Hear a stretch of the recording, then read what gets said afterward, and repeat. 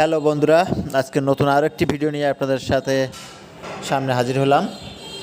ভিডিওটা হচ্ছে আমরা অনেকে দা বটি তৈরি করি কিন্তু ধার থাকে না। এই ধার দিলাম কিছুক্ষণ পরে অর্থাৎ একদিন দুদিন পরে আবার সেই কোনো কিছু কাটা যায় না, মানে কোনো ধার থাকে না। তো এই জন্য আমরা চিন্তাভাবনা করে আধুনিক প্রক্রিয়ায় একটি দা বটি তৈরি করলাম, যেটা আপনাদের সামনে A to Z উঠায় ধরার চেষ্টা করলাম। তো আমরা এটার জন্য প্রথম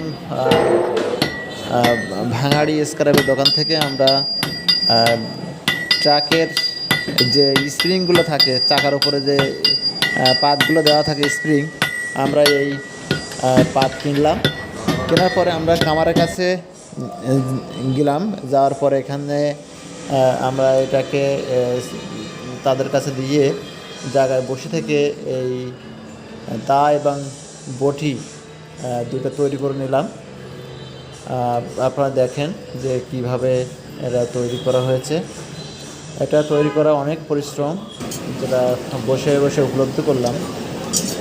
তো এটা ধার মানে বলে বোঝানো যাবে না, প্রচণ্ড ধার, বুঝছেন? এবং সুন্দর ঢকের দা এবং বটি তৈরি হয়েছে। তো আপনারা এভাবে তৈরি করে নিলে আমার মনে হয় যে একবার যদি এটা এভাবে একটু খরচ বেশি দিয়ে তৈরি করে নেন, তাহলে মনে করি যে 15-20 বছরের ভিতরে আর দা বটি তৈরি করা লাগবে না, এবং সুন্দর।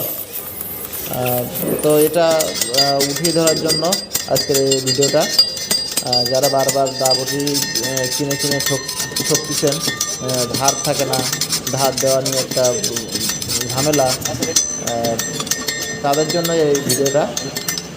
নোয়াখালী কামারের দোকানে গিয়ে নিজে বসে থেকে এই দা বটি অথবা অন্য অন্য জিনিস আপনারা এই ট্রাকে স্প্রিং দিয়ে তৈরি করে নিতে পারেন। এটা আমি মনে করি দাম বেশি গেলে তৈরি করে নেওয়াটা ভালো হবে, কারণ এটা খুব সুন্দর এবং খুব ঢকের, যেটা আপনার সামনে না থাকলে অনেক সময় কাঁচা লোহা দিয়ে তৈরি করে দিতে পারে। তো এভাবে করে নিলে আমার মনে হয় যে জিনিসটা ভালো হবে, মজবুত হবে, এবং ধারের দিক থেকে আপনার কাছে চিন্তা করতে হবে না। যদি ধার শেষ হয়ে যায়, একটু বালু দিয়ে ঘষে দিবেন, সঙ্গে সঙ্গে ধার হয়ে যাবে। তো বন্ধুরা, আজকে এ পর্যন্ত, আবার দেখা হবে কোনো ভিডিও নিয়ে। সবাই